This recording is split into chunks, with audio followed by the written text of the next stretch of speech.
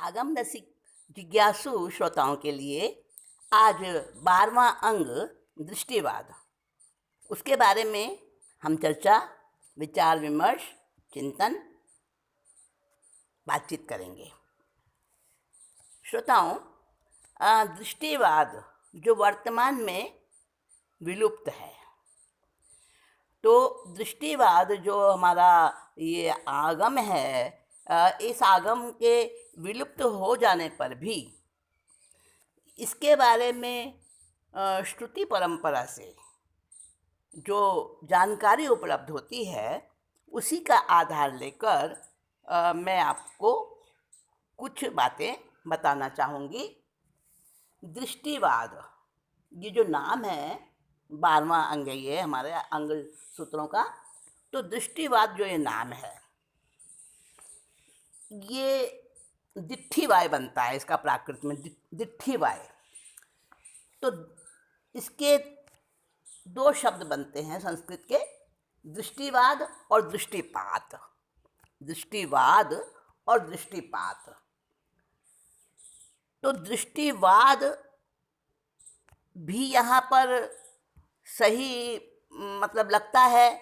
हमारे आगम अंग सूत्र जो है 12वां दृष्टिवाद जो है, तो दृष्टिवाद भी संगत बैठता है अर्थ, और दृष्टिपात भी अर्थ संगत बैठता है। दिट्ठिवाय बनती है वैसे प्राकृत में इसका रूप जो है। तो अब कैसे संगत बैठता है, देखिए, दृष्टिवाद और दृष्टिपात दोनों में दृष्टि शब्द तो बराबर एक जैसा है, पात और वाद अलग है बस। तो दृष्टि का अर्थ क्या? दृष्टि का अर्थ होता है देखना और समझ, और क्या कहते हैं, बहुत सारे मीनिंग है इसके। हमारी आँखों की कैपेसिटी देखने की, और दिमाग की कैपेसिटी जानने की, उसको भी समझ को दृष्टि कहते हैं। और ओपिनियन, विचार, और हमारा धारणा शक्ति, परसेप्शन जिसको कहते हैं। न्याय समझते हैं आप? कई बार आ चुका है ये शब्द। एक न्याय होता है, एक प्रमाण होता है।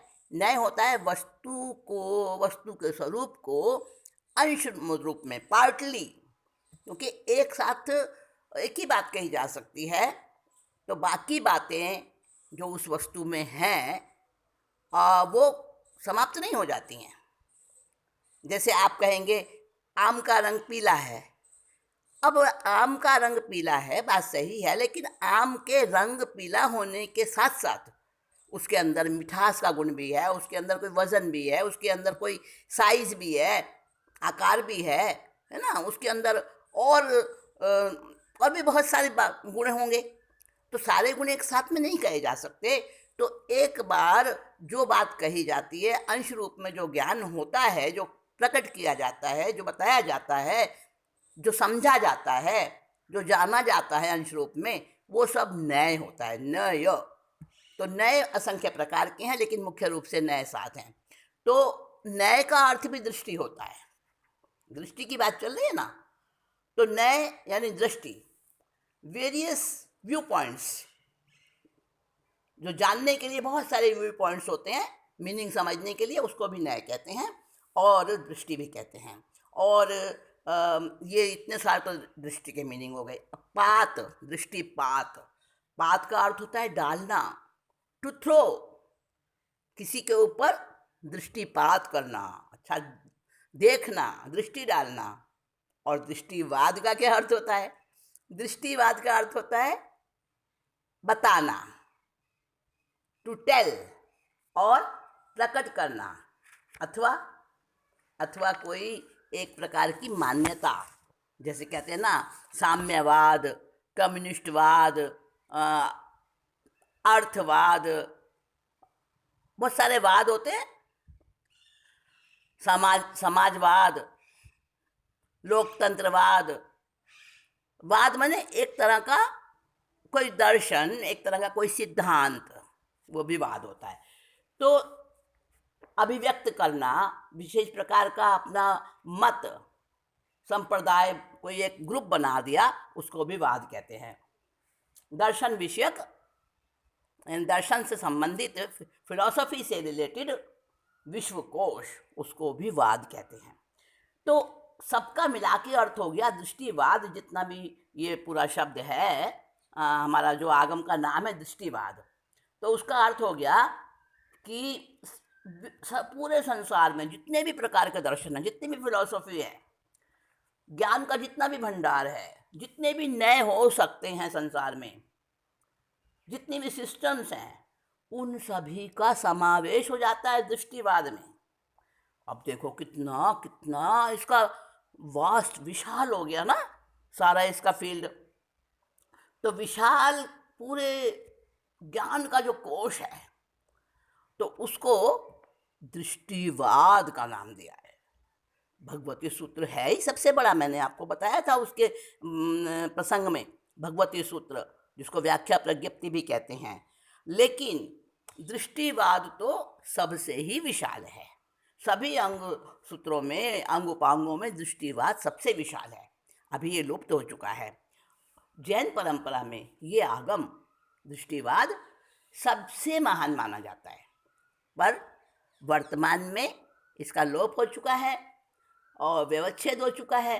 भगवान महावीर के निर्माण के लगभग 1000 वर्ष बाद इसका लोप पूरी तरह से हो गया था। और फिर भी इसके बारे में, दृष्टिवाद में क्या था, ये जिज्ञासा तो होती है ना। लोप तो हो गया, हम तो पढ़ नहीं सकते, हमें मिलता नहीं है वो पढ़ने को, लेकिन मन में आता है इसमें क्या विषय होगा, क्या बताया गया होगा। तो श्रुति परंपरा से, अर्थात जो ज्ञानियों ने अपने शिष्यों को, फिर उन्होंने अपने शिष्यों को, फिर अपने शिष्यों को, ऐसे जो श्रुति परंपरा से जो चलती आई है एक ज्ञान की एक धारा, उसके अनुसार, उस ट्रेडिशनल इंफॉर्मेशन से हमें कुछ पता चलता है दृष्टिवाद के बारे में। क्या पता चलता है कि दृष्टिवाद जो है ना, ये दृष्टिवाद जो अंग है हमारा, इसके 5 पार्ट्स किए गए हैं इसके ज्ञान को समझने के लिए, और क्रम से इसका अध्ययन करने के लिए इसको 5 भागों में बांटा जा सकता है। बहुत बहुत विशाल है वो 5 भाग ही। अब उन 5 भागों के नाम ही मैं बताऊंगी आपको, और अगर उनको उसका जो अध्ययन करना शुरू करें ना, तो बहुत लंबा विषय बन जाएगा, बहुत लंबा बन जाएगा। वो अलग से बताया जा सकता है। मेरा अभी यहाँ पर जो उद्देश्य है वो ये है कि आगमों की मैं संक्षिप्त जानकारी दे रही हूँ। तो वो तो बहुत बड़ा हो जाएगा अगर सारा कुछ बताएंगे। तो दृष्टिवाद के जो 5 भाग हैं उनके नाम देखिए, मैं आपको बताती हूँ। पहला है परिकर्म। अब आप कहेंगे परिकर्म क्या होता है? जी, मैं आपको थोड़ा सा इसका बताऊंगी संक्षेप में, अभी तो केवल नाम। परिकर्म पहला। दूसरा भाग है इसका सूत्र। तीसरा भाग है पूर्वगत, और चौथा है अनुयोग, और 5वां है चूलिका। इन 5 पार्ट्स में, इन 5 भागों में दृष्टिवाद आगम का अध्ययन किया जाता है। और एक बात बता दूं आपको, दृष्टिवाद जो हमारा आगम है, वो जो है दृष्टिवाद जो वर्तमान में अनुपलब्ध है, हमें उपलब्ध नहीं है, तो उसके भी 10 नाम बताए गए हैं। पूज्य आचार्य श्री आत्माराम जी महाराज साहब ने जो नंदी सूत्र की टीका की है ना, उसके अंदर दृष्टिवाद के 10 नाम आए हैं। वो 10 नाम तो आप जरूर जानना चाहेंगे, है ना? देखिए, दृष्टिवाद के 10 नाम हैं। दृष्टिवाद, हेतुवाद, भूतवाद, तत्ववाद, तथ्यवाद, तत्ववाद भी कहते हैं, तथ्यवाद भी कहते हैं, सम्यकवाद, धर्मवाद, भाषा विजय, पूर्वगत, अनुयोगगत, सर्व प्राणभूत जीव सत्व, सुखावहवाद। ये इसके 10 नाम हैं। इन 10 नामों से क्या पता चलता है? कुछ नहीं पता चलेगा। आपको लगेगा कि ये तो बस शब्द रख दिए गए हैं। नहीं, इनका सबका अलग अलग अर्थ है। जैसे दृष्टिवाद किसे कहना, जिसमें विभिन्न दर्शनों का स्व समय, पर समय, उभय समय, अब तो आप जान गए ना इन शब्दों के अर्थ। स्व समय यानी अपना सिद्धांत, अपने धर्म के, जैन धर्म के सिद्धांत। पर समय यानी अन्य दर्शनों के सिद्धांत। और उभय समय यानी स्व और पर दोनों के सिद्धांतों को, उनका वर्णन हो, वो दृष्टिवाद। हेतुवाद, हेतुवाद जो दूसरा नाम है, हेतुवाद का मतलब अनंत हेतु बताए जिसमें, है ना। नहीं, हेतु नहीं पता चलेगा आपको। हेतु न्याय शास्त्र का शब्द है। हेतु का अर्थ अभी समझ नहीं आएगा आपको। हेतु वैसे कारण को कहते हैं, कारण को हेतु कहते हैं। तो वो सारा हेतुवाद इसमें बताया। 57 प्रकार के हेतु होते हैं, हेतु के 57 भेद होते हैं मुख्य रूप से। तो हेतुवाद भी कहते हैं दृष्टिवाद को। भूतवाद, भूतवाद का मतलब प्राण, भूत, जीव, सत्व, 4 कैटेगरी होती हैं जीव की। तो जिसमें सब सद्भूत यानी जो हैं, प्रेजेंट हैं, जिनकी कोई एक्सटेंसी है, जिनकी मौजूद हैं, जो ऐसे सद्भूत पदार्थों का विस्तार, जिनकी सत्ता है। और उसका सारा, उसमें भी 5 भूत। 5 भूत कौन से हैं? भूत किसको कहा? भूत के ये भूत पिशाच ये नहीं, ये भूत प्रेत नहीं। भूत का अर्थ यहाँ पे अलग है, जैन धर्म का टेक्निकल शब्द है दोस्तों, इसको थोड़ा ध्यान देना पड़ेगा। भूत, 5 भूत जहाँ शब्द आता है, पंचभूत जिनसे हमारा शरीर बना है ना, पंच महाभूत, जिसमें आता है पृथ्वी, जल, आकाश, वायु और अग्नि, ये पंचभूत होते हैं। लेकिन यहाँ पर वो भी अर्थ नहीं है भूत का। भूत का अर्थ यहाँ पर है 5 स्थावर, पृथ्वी का, अप का, तेव का, वायु का, वनस्पति का, 5 स्थावर, इसको पंचभूत कहते हैं। तो उनका सारा कुछ वर्णन है, वो भूतवाद है। फिर तत्ववाद अथवा तथ्यवाद, इसमें 9 तत्वों की बात आई है और सारा इसमें तथ्य है, जिसमें जो भी तथ्य है संसार में, उस सब का वर्णन आया है, सत्य पदार्थ, है ना। और फिर सम्यकवाद, इसमें सम्यक, मिथ्या, इनका वर्णन आया है। धर्मवाद, जिसका केंद्र धर्म हो, उस वाद को धर्मवाद कहते हैं, जिसमें स्वर्ग की, मोक्ष की, इस लोक की, परलोक की बातें आई हों। भाषा विजय, जिसमें कौन सी भाषा है? सत्य भाषा और व्यवहार भाषा, असत्य और मिश्र भाषा उसमें नहीं है। तो भाषा समिति, 5 समिति होती है ना, तो 5 समितियों में भाषा समिति पर विजय प्राप्त करना सबसे कठिन बताया है। 5 इंद्रियों में रसना इंद्री पर विजय प्राप्त करना सबसे कठिन है। और 3 योग होते हैं, मन का योग, वचन का योग, काया का योग। उसमें से मन के विजय को जीतना, विजय प्राप्त करना बड़ा मुश्किल है। तो भाषा विजय वो कैसे हो सकती है, हाँ, उसके बारे में बताया। पूर्वगत, जिसमें पूर्वों का ज्ञान है, वो पूर्वगत। ये दृष्टिवाद के नाम बता रही हूँ आपको, है पूर्वगत। और अनुयोग, अनुयोगगत, अनुयोग का मतलब जिसमें 4 अनुयोग होते हैं ना, द्रव्यानुयोग, गणितानुयोग, चरण करणानुयोग और धर्म कथानुयोग। ये क्या है? ये क्लासिफिकेशन है आगमिक दर्शन के ज्ञान के। तो दृष्टिवादी में सबका वर्णन है। और प्राण, भूत, जीव, सत्व, सुखावह वाद, मतलब जितने भी संसार में प्राणी हैं, जिनको 4 कैटेगरी में बांटा है, प्राण, भूत, जीव और सत्व। भूत तो मैंने बता दिया आपको, 5 जो होते हैं ये स्थावर।